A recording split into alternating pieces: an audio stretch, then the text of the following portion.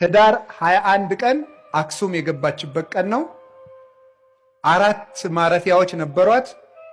አንዱ መርጡለ ማርያም ይባላል፣ ምስራቅ ጎጃም ውስጥ ነው። መርጡለ ጽዮን ነበር የምትባለው።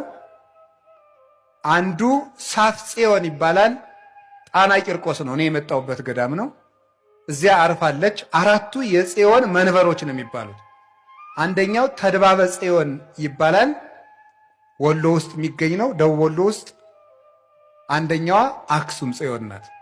መጨረሻ ላይ ዛሬ አርፋ የምትገኘው አክሱም ነው። ህዳር 21 ቀን አንደኛ ከዚያ የገባችበት ቀን ነው። ሁለተኛ በግራኝ መሐመድ ጊዜ ታቦተ ጽዮን በስደት ዝዋይ ገዳም ቆይታለች። እዚህ ዝዋይ ቆይታ ግራኝ ካረፈ በኋላ ተመልሳ አክሱም የገባችው ህዳር 21 ቀን ነው። ጴጥሮስ ተሳሳተ ተብሎ ተጽፏል። ሐዋርያት ተበተኑ ተብሎ ተጽፏል። አብርሃም በደለ ተብሎ ተጽፏል። ማርያም ይሄን አረገች ተብሎ አልተጻፈም።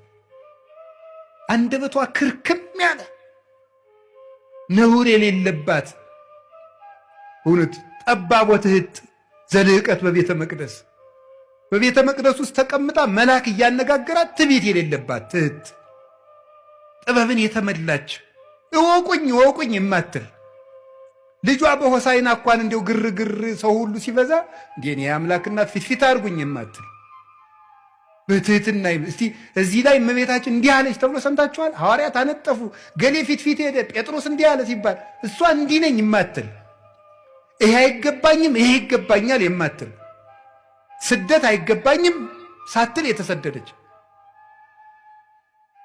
መልካም ነገር ይገባኛል አክብሩኝ የማትል ትህትናን የተመላች ወርቅ።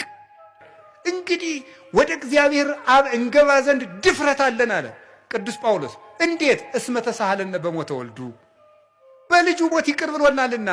ለምን? በልጅ ደም የታረቁት እርቅ ጽኑ ነውና ይላሉ ሊቃውንት። አብ እንግዲህ በልጁ ደም ታርቆናልና እንግዲህ ሞገስ አግኝተናል ወደ ሰማይ እንድንገባ።